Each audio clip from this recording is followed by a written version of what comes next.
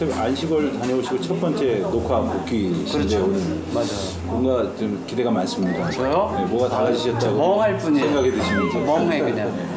멍하고 변화가 있다면 교회에 가는 발걸음이 이전보다 훨씬 가볍죠. 너무 교회가 가고 싶었어요. 네, 오기 직전에 일주일 전부터는 너무너무 그리운 거예요, 성도들. 아니 한두 달 했는데도 그래요. 네. 네. 자, 그러면 교회에 대한 그리움과 소명의 관계에 대해서 한번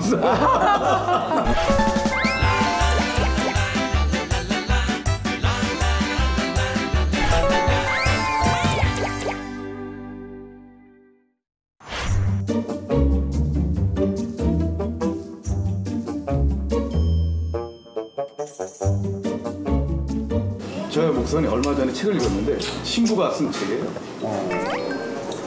일단 깜짝 놀란 게 이제 사제 서풍을 받을 때 이제 그 과정이 여러 가지가 있는데 사제 서풍을 받을 때 이런 게 있대요. 성도들한테 자, 이 사람이 목사 안수를 받아서 안 될 이유가 있다고 생각하는 사람은 알려주세요. 이걸 공부한대요. 일주일 동안.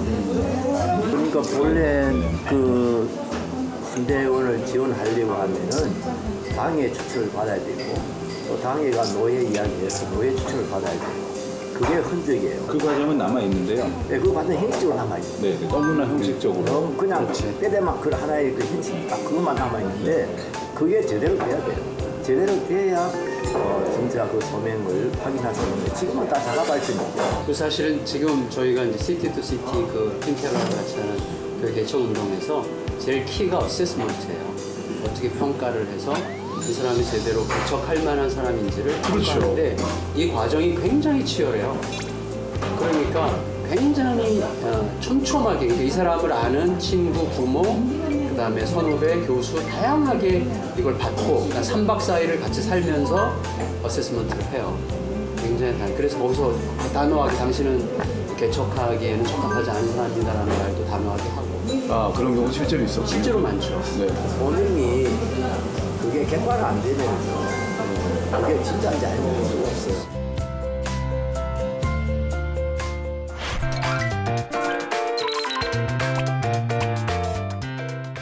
오늘 이렇게 정주채 목사님, 정갑신 목사님 두 분을 이렇게 함께 뵙게 돼서 참 기쁘고 감사합니다. 네, 감사합니다. 목사님 이렇게 방송에서 은퇴하시고 이렇게 함께 뵙는 게 참 오래간만이라 생각이 드는데 이제 은퇴하신 지 얼마나 되셨죠? 네, 지금 6년이 갓 지났습니다. 예, 아유, 벌써 얼마 안 된 것 같은데 벌써 6년이나. 글쎄 말이에요. 네, 예. 네, 진짜 빨라요. 네. 은퇴를 어떤 분은 새로운 소명이다 이렇게도 말씀을 하시는데 목사님 은퇴하신 이후에 어떤 소명의 삶을 사셨는지요? 그 이제 그 은퇴할 때는 그냥 모든 거 이제 내려놓고 편히 쉬자. 네. 사실 그 마음이었어요. 은퇴하면서 앞으로 내가 무슨 일을 해야 되겠다. 막 이런 뭐 생각을 막 그렇게 하고 한 건 아니에요. 근데 은퇴하고 나서 은퇴 생활에 빨리 적응이 안 돼 갖고요. 이건 아닌데 뭔가 아직도 여력이 있고 네. 정말 또 주를 위해서 헌신할 게 있는데 정년보다 좀 당겨서 은퇴하시지 않으셨어요? 예, 저는 65세 때 은퇴를 했습니다. 네. 예, 그러면서 새로운 어떤 소명감을 가졌다 할까요? 좀 더 한국 교회 전체를 위해서 내가 할 수 있는 일이 있지 않을까. 구체적으로 어떤 일 하셨는지 또 하시고 계신지 좀 소개 부탁드리겠습니다. 우선 뭐 후배들을 좀 도우고 싶은 마음에 소그룹으로 멘토링하고 있는 그런 일이 있고요. 그다음에 탈북 청소년들을 위한 우리 그 여명학교, 네. 여명학교에서 제가 봉사를 하고 있고요. 아, 그러셨군요. 이사장으로. 목사님이 그동안 목회를 좀 5년 정도 일찍 은퇴를 하셨는데 소명과 관련해가지고 또는 사실은 홀가분함 그러면서 또 역시 하나님이 여전히 나에게 건강을 주셨는데 네, 모세처럼 여전히 눈이 흐리지 아니하시고 그런 가운데서 또 어떤 사명을 발견하고 자 이런 데에서 또 쉼과 소명의 또 이런 새로운 소명을 감당할 수 있는 기쁨 이런 모든 것들이 참 궁금하기도 합니다. 저는 그 이제 내가 부름받은 그 일은 이제 끝났다. 네. 이제 그동안 몸도 나쁜데 하나님께서 여기까지 이렇게 해주셔서 감사하다. 처음에는 사실 그런 마음밖에 없었고요. 네. 그리고 은퇴식 마치고 집이 오니까 하여튼 사진 찍느라고 뭐 시간 많이 보내고 집에 오니까 11시쯤 됐더라고요. 그런데 집에 와서 딱 이렇게 앉는데요. 이 어깨가 물리적으로 가벼워지는 거예요. 뭔가 묵직한 그리고 또 이렇게 뭐 이렇게 제껴야 될 만큼 뭐가 그런 게 있었는데 그게 싹 벗어지는 거예요. 그냥 물리적으로 느낀 거예요. 홀가분한 걸 느끼셨군요. 감정이 아니라 물리 온몸이. 몸이 반응. 그래서 저는 사실 그 목회 말년에는 참 뭐랄까 편하게 목회했어요. 그러세요? 우리 부교자들이 너무 팀이 좋았고 그래서 저는 그야말로 뭐 주일날 난입에 설교하는 거 외에는 거의 그냥 신경 안 쓸 정도로 그렇게 편하게 했는데도 불구하고 담임 목사라고 하는 그 무게가 눌리고 있었구나. 저는 그런 것을 많이 느껴서 와 이제는 정말 이 벗어졌다. 이제 처음에는 그런 마음이 정말 거의 그냥 제 모든 마음을 사로잡고 있었죠. 네. 정 목사님을 바라보시는 시선을 보니까 너무 그냥 한없이 그 존경하고 그리고 흠모하는 눈빛과 함께 굉장히 부러워하시는 눈빛이 진짜 너무 엿보입니다만. 너무. 사실 소명이라는 게 하고 싶은 일이라기보다는 해야만 하는 일이어서 사실 부담스러울 때가 많이 있잖아요. 근데 목사님은 언제 목회자의 소명을 받게 되셨는지 혹시 그때 아멘 주여 내가 여기 있어 받으셨는지 아니면은 좀 도망치시다가 아니면 요나처럼 또 다시 또 가셨는지 좀 궁금하네요. 저는 사실 그런 때는 없었고요. 네. 그 초등학교 5학년 때 네. 제가 목사가 되겠다고 저 나름대로 결심을 했어요. 계기가 있으셨어요? 아니 이런 이야기를 들으면 사람들이 약간 놀라는데 네. 전혀 놀랄 일이 아니고 그때 우리 때는 그래 대통령 되고 싶어하는 사람이 많은지 그렇죠. 모르겠어요. 그랬는데 그런 생각을 했다가 이 대통령은 너무 멀리 느껴지고 가까이 있는 우리 목사님이 참 좋아 보이시더라고요. 네. 아주 참 그 모습도 좋고 또 말씀도 잘하시고 굉장히 존경스럽고 그래서 나도 목사가 돼야 되겠다. 근데 거기다가 또 좀 참 유치한 거는 목사님이 대접을 우리 어머니 아버지는 대접을 잘했어요. 네. 어머니 아버지가 뭐 좋은 거 대접한 건 아니지만은 호박이라도 하나 새로 따면은 이거 뭐 하나님은 호박 안 잡습니까? 목사님 갖다 드리라. 내가 막내였거든요. 네. 모든 심부름을 내가 한 거죠. 왜냐면 또 갈치라도 몇 마리 사오시면 이렇게 토막을 내가지고 제일 도톰한 거 그거 몇 개 묶어가지고 목사님 갖다 드리라. 그때 얼마나 그거 먹고 싶고 제가 이 생각 그러면서 야 목사가 되면 수지 맞겠다. 이게 심부름하시면서 사실은 소명을 얻게 되셨네요. 그래가지고 사실 목사가 되겠다고 하는데 그게 변하지를 않았어요. 그냥 쭉 그게 생각이 됐는데 한때 물론 흔들릴 때는 있었어요. 이제 고 2학년 때 그때 이제 제가 수페나우의 그 책을 읽고요. 네. 모든 게 막 흔들릴 때가 있어요. 네. 고등학교 때요. 예. 네. 아무 지도 없이 하다 보니까 남독을 하게 된 거죠. 네네네. 그러니까 소펜하우의 뭐 인생론이라든지 네. 또 뭐 의지와 표상으로서의 세계라든지 이런 어려운 책들을 어쨌든 저는 외우고 있는 기분으로 읽는 거예요. 내가 이 책을 읽고 있다는 그런. 그렇죠. 들어봤어요? 의지와 표상으로서. 글쎄 말이에요. 인생론은 저도 이제 들어봤습니다. 저도 그래, 이제 읽어봤고. 그걸 읽으면서 모든 게 깨진 거예요. 진짜 하나님 살아계시나. 또 우리의 신앙이라는 게 과연 뭐냐. 그분이 그런 이야기 하거든요. 근데 주로 신부들을 보고 하는 이야기겠죠. 가운과 체면 그리고 직분 이런 걸 다 벗겨버렸을 때 남는 게 뭐가 있겠냐. 이제 그런 이야기를 해요. 제가 그걸 딱 들으니까 와 그렇다 싶은 거예요. 그래가지고 엄청 흔들리고 제가 시점을 정해놓고 하나님 앞에 기도하고 그때까지 하나님께서 나에게 증거를 보여주지 아니하시면 저는 이제 하나님을 떠납니다. 이렇게 했는데 그렇게 됐어도 하나님께서 응답 안 하셨어요. 제가 2월 28일까지 정해놓고 2학년 이제 봄박 최후 통촉을 하셨군요, 목사. 하나님께. 네. 아무 응답을 안 하셨는데 우리 형님이 제가 그날 저녁에는 집에 있을 수가 없어가지고 교회당 가서 기도를 했거든요. 지금 이제 몇 시간 안 남았습니다. 하나님 카운트다운이 됐습니다. 나중에 제가 더 부담스러운 거예요. 하나님 안 들어주시면 내가 내가 어떻게 해야 될 것인지. 진짜 교회를 떠날 수 있는 형편은 아니었거든요. 그러니까 12시가 땡땡 치는데 제 가슴이 무너지더라고요. 이제 모든 일이 다 끝났구나. 이래갖고 고개를 푹 숙이고 이제 집으로 돌아왔죠. 그런데 그날 아침에 이제 형님이 저를 불러다가 묻는 거예요. 너 저녁에 늦게 오던 요리가 또 왔냐? 그래서 교회 갔다 왔다. 그래, 오늘 가서 뭔 기도를 했냐? 그래서 내가 솔직하게 이야기 다 했지요. 그랬더니 형님이 그렇게 기도하고 그런 거 가지고 생각했다는 건 자체는 참 귀하다. 이제 그런 이야기 하면서 그러나 지금 무슨 결정하지 마라. 지금 네 나이가 몇 살이냐?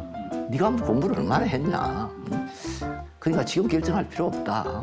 앞으로 나중에 커서 그때 그런 문제에 대해 해답을 얻을 수도 있다.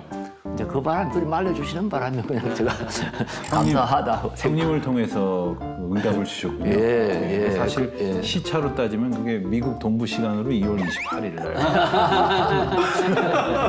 오후쯤 되겠네요. 그래가지고 그 하나님 형님 그때 미국 쪽에 좀 역사하고 계셨네. 그 형님 말씀이 그 당시로는 결정적이었어요. 그래서 그 뒤로는 한 번도 흔들리지 않고 그냥 꾸준히 이렇게 나오게 됐죠. 그래서 지금 생각해 보면 어린 나를 하나님께서 또 그런 방식으로 부르셨구나.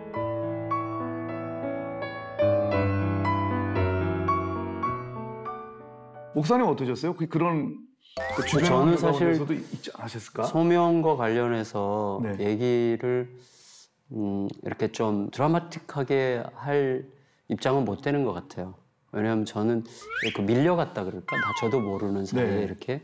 근데 목사님 전에 지난번에 그런 출연해서 그러셨잖아요. 네. 고등학교 때 네. 시절에 전도사님이 너 나오지 마라. 그렇죠. 그랬던 분이 어떻게? 맞아요. 목사님이. 담임 목사님, 전도사님. 아니요, 전도사님이 나오지 말라 그랬고 담임 목사님은 설마 담임 목사님? 담임 목사님이 신학교를 가라 그랬죠. 예. 아니 교회를 나오지 말라 했다고. 전도사님 그랬어요. 이분이 제가 워낙 날라리였어가지고. 네네. 제 아내가 증인이에요. 그러니까 아니 드라마틱합니다. 제가 그런가요? 보기에는. 네. 근데 사실 저는 소명을 말하기 전에 신앙이 있었는지에 대해서 좀 회의적이었던 것 같아요. 내가 진짜 신앙이 있는가. 그리고 신학교를 간 것도 원하는 대학을 못 갔던 거죠. 못 가고 떨어졌는데 그때 제가 결핵을 심하게 앓고 있었어요. 그리고 체력도 안 되고 집에서 경제적으로도 재수시켜줄 형편도 안 되고 그러니까 뭐 이도저도 하지 못하는 상황인데 담임 목사님이 신학교 가면 어떻겠는가. 굉장히 긍정적으로 저를 봐셔서 그런지 아니면 그거밖에 너한테는 뭐 다른 길이 안 보인다. 뭐 그래서 그랬는지 그래서 이제 제가 속한 교회가 속해 있는 교단에 신학교를 이제 가게 된 거예요, 자연스럽게. 네. 또 신학교니까 신학과를 간 거지 네. 저는 다른 과들이 있는 줄을 아예 몰랐어요. 가서는 너무 적응을 못했죠. 목사님도 적응을 못하셨어요. 저는 완전히 적응을 못했고 왜요? 일단은 제가 원하는 삶을 살지 못한다는 것에 대한 분노 뭐 이런 거 그리고 제가 중고등학교를 왜 이렇게 놀아 제꼈을까 후회? 예, 후회. 뭐 너무너무 놀았기 때문에 그런 후회, 자책. 그러면서도 또 이제 막연하게 신학교에 대해서 기대하는 바와 맞지 않는 것 같은 상황들을 나의 연약함에 대한 변명으로 이렇게 삼으면서 굉장히 비판적으로 지났죠. 목사님 그거 어떻게 견뎌 지나가셨는지 좀. 그러니까 저는 세속적으로 견뎠어요. 세속적으로? 책 읽고 예. 그리고 글 쓰고 이제 학교사 들어가서 그걸 세속적이라고 그래요. 왜 세속적이라고 할 수 지성적이지 있냐면 않나요? 네. 아니 세속적이라 할수 있는가 자신의 하면 생각이 그렇다는 얘기. 네. 결국은 내 자신의 존재를 어떻게 하면 더 빚어갈 수 있을까라는 초점으로만 모든 걸 생각했고 신학교에서는 내 존재가 내가 원하는 만큼 달성될 수 없겠구나라고 확신했기 때문에 신학교를 떠나기로 결정한 거예요. 그래서 대학을 졸업하면서 다시는 돌아보지 않기로 하고 그때 이제 다른 직장을 얻기 위해서 일반 대학원을 저는 간 거죠. 예.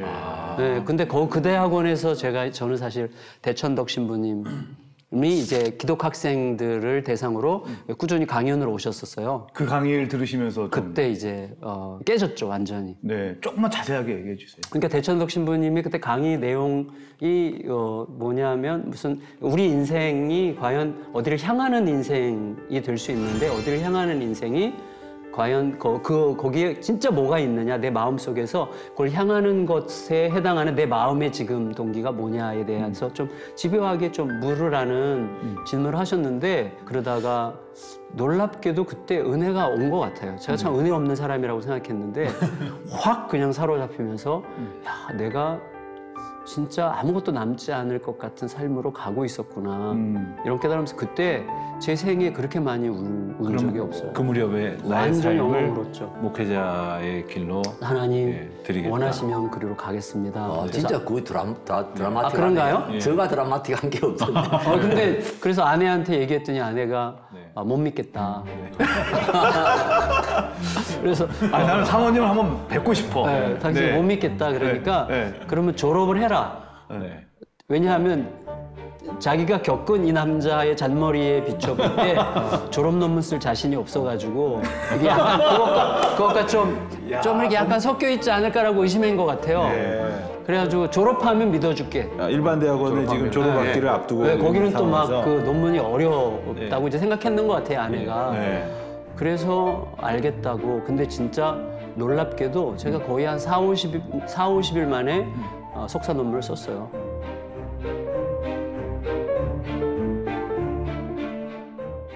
어떠한 소명관을 가지고 목회자의 길, 또 신학도의 길을 걸어가기를 권면하시는지. 뭐 옛날 우리가 전통적으로 해오던 말씀 그 분류 중에 하나가 내적 부르심, 외적 부르심. 네네. 그런 말씀이죠. 그래서 내적 부르심은 외적 부르심을 통해서 확정된다고 이제 그렇게 이야기하는 거죠.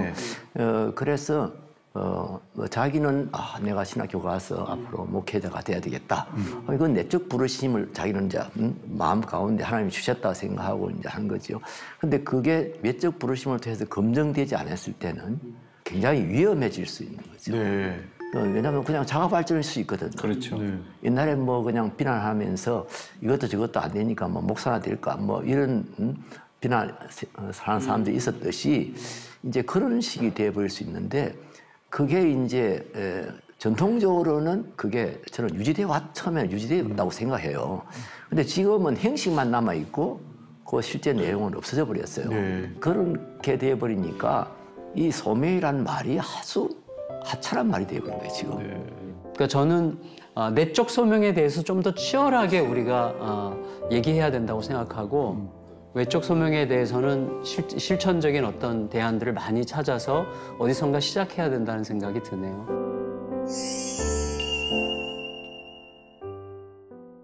그런 맥락에서 그 내적 소명이라고 표현해 주신 각자가 하나님께로부터 받은 소명을 붙들고 그것을 한평생 순종하며 살아가는 그 삶 속에서 만나는 어려움들이 있지 않겠습니까?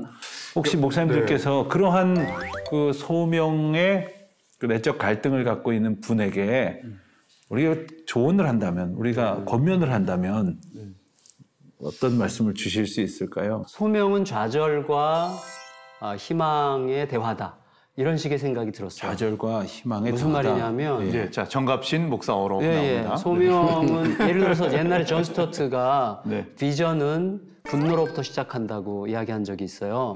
현실에 대한 분노로부터 현실의 어두움과 하나님의 뜻이 이루어지지 않고 있는 현실에 대한 거룩한 분노로부터 시작되는 게 비전이라는 거죠. 소명이라고 하는 거는 현실이 아니라 내 존재에 대한, 내 존재와 나를 둘러싸고 있는 현실과 나 사이의 관계에 대한 철저한 좌절. 그래서 거기서 이제 끝난 것 같은 느낌 속에서 점점 하나님의 길 외에는, 예수 그리스도의 길 외에는, 예수 그리스도 외에는 진짜 희망이 없구나라는 게 말이 아니라 내 몸과 세포가 반응하는 방식으로 절절하게 느껴지는, 그렇게 될 때 저는 굉장히 많은 게 쉬워지지 않을까 생각이 돼요. 저도 돌아보니까 저에게 가장 위대한 은혜의 시간은 제 존재에 대한 온전한 좌절이었거든요. 그때 말씀드렸던 우울증, 자살 충동, 그때 그냥 끝난 거거든요. 근데 희망이 없구나 진짜. 근데 예수 그리스도에게만 유일하게 희망이 있구나라는 게 그저 우리가 설교적으로 한번 해보는 소리가 아니라 온몸이 막 그렇게 말할 수밖에 없는 상황이 가더라고요. 그러니까 욕심이 들어갈 여지가 상당히 줄어드는 왜 욕심이 들어가봤자 거기서 거기라는 게 너무나 뻔하니까. 그래서 그 부분부터 소명에 대한 점검을 해나가야 되지 않을까라는 생각이 들더라고요. 네. 저는 그 아주 힘들고 어려울 때 제가 받은 말씀들이 몇 개 있어요. 네. 그냥 뭐 다 진리 말씀이고 뭐 하나님 말씀이고 그냥 예사로 이렇게 생각을 해왔는데 그 고난의 때 그냥 번민의 때 그때 말씀을 다시 발견하게 되고 그 말씀을 경험하게 되더라고요.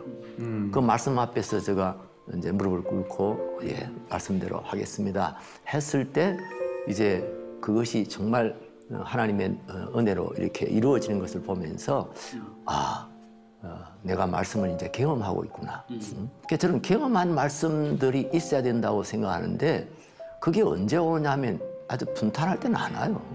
예, 그게 절절하게 내 삶 속에 경험되어지는 것은 진짜 그 번민의 때예요. 네. 그러니까 제가 이제 그 하나의 예를 들면 담임 목사가 되기 직전에 그 비로 말할 수 없는 고통을 당하고 기도하러 가면 기도 한마디 못했어요.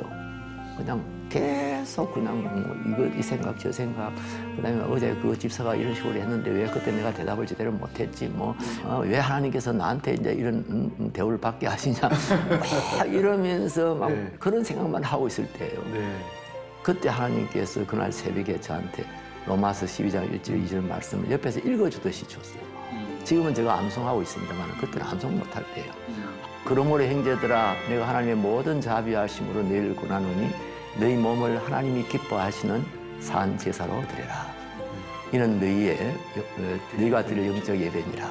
너희는 이 세대를 본받지 말고 마음을 새롭게 함으로 변화를 받아 하나님의 선하시고 기뻐하시고 온전하신 뜻이 무엇인지 분별하도록 하라. 아주 또렷한 음성으로. 그래서 제가 소름이 쫙 끼치더라고요. 이거 하나님이다 싶으니까요. 그냥 두려움이죠. 확 끼쳐서 제가 이 의자에 앉을 수가 없었어요. 그냥 무릎을 꿇었어요. 그래서 후에 숙이고 알겠습니다, 하나님. 주님 뜻대로 하겠습니다. 내가 하나 희생해서 만약 이 교회가 다시 살아날 수 있다면은 기꺼이 헌신하겠습니다. 그러고 제가 이제 하나님께 기도를 드렸어요.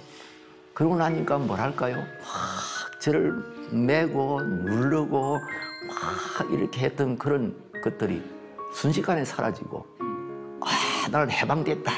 나는 자유인이다.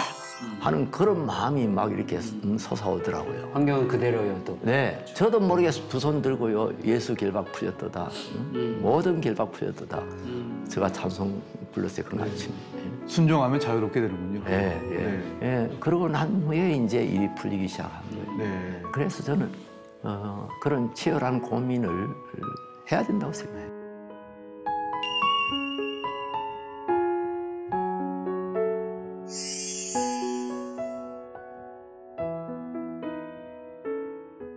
이제 목사님께서 이제 소명의 문제로 고민하는 자들에게 하나님 붙들고 이제 다시 여쭙고 기도하고 해결하는. 저는 개인적인 경험에 비추어서 저는 누가복음 6장 26절 말씀 모든 사람에게 칭찬을 받는 자에게 화가 있도다. 이게 저에게는 굉장한 소명의 말씀이에요. 네. 그러니까 우리가 소명을 제대로 발견하지 못하는 이유는 나와 하나님과의 관계에 너무 많은 시선들이 끼어드는 거죠.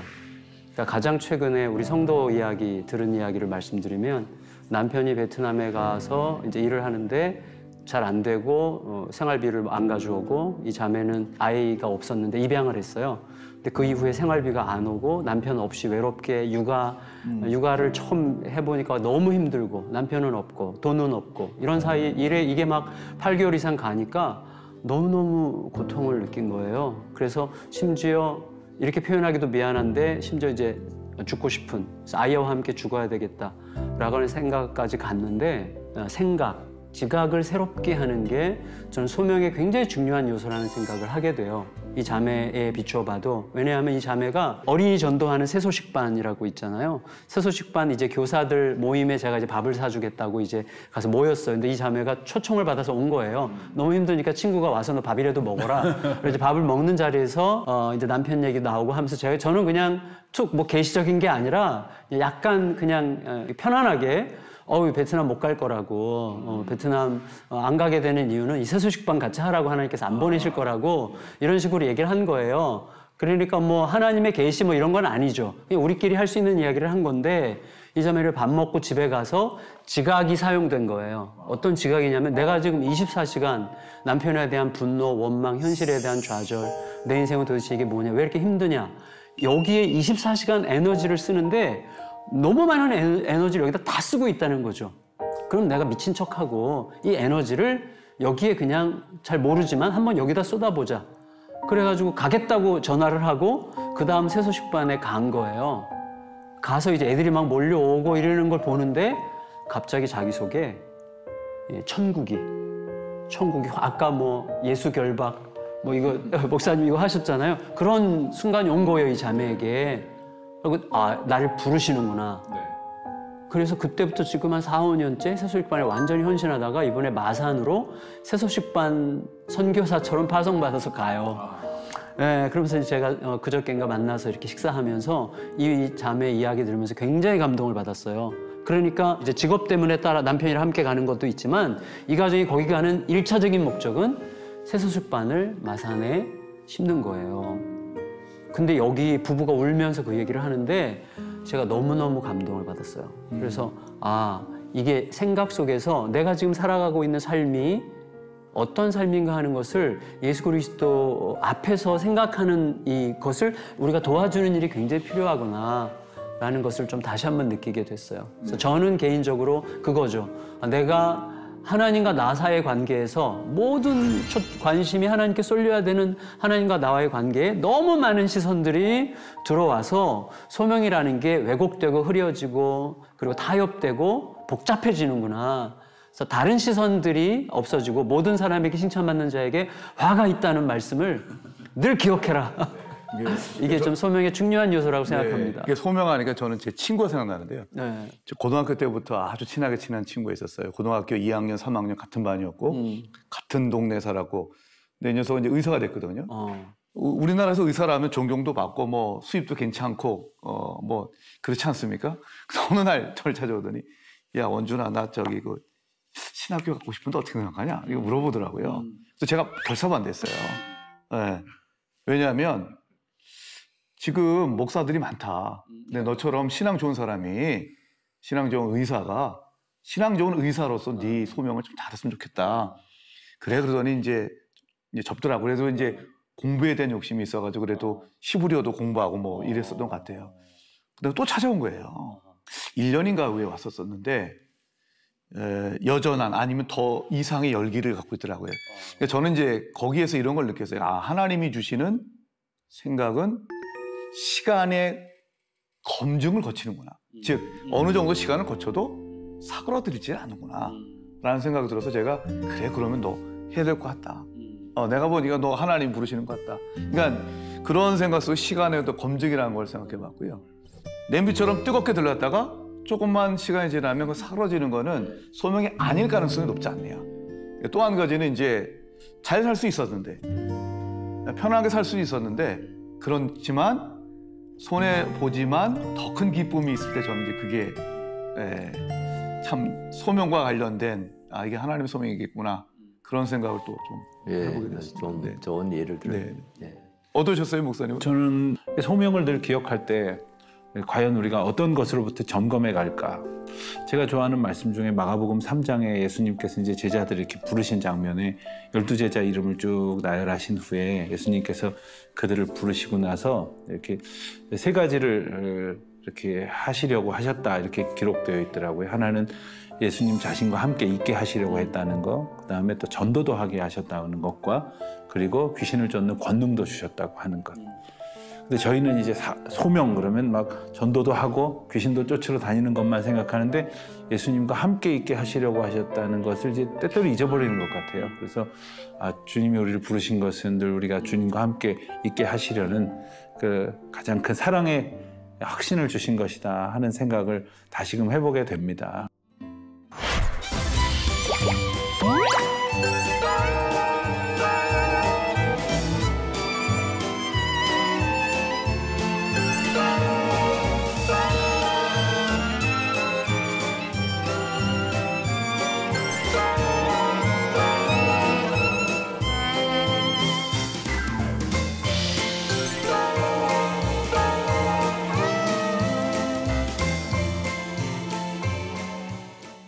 주 안에서 하는 고생은 절대로 헛되지 않다. 저는 우리 골지연서 15장의 말씀을 저는 좀 하고 싶어요. 그 고생을 할 때는요, 그야말로 이건 그냥 더 이상 이럴 수가 없다. 우리가 보통 절망감을 갖게 되는 데까지 내려가잖아요. 그런 정도 아니면은 그걸 실현이라 하기도 좀 그래요. 뭐 이러면 되겠다. 뭐 여기 구멍이 있다. 뭐 이럴 정도 생각이 들 때는 저는 정말 진정한 의미의 실현이 아니라고 생각해요. 이제는 정말 모든 길이 막혔고, 뭐 더 이상 떨어질 것도 없고, 그러면서 어디를 쳐다봐야 될지 알 수도 없는 이제 그런 상황을 겪고 나면 저는 좀 믿음이 좋아진다고 생각해요.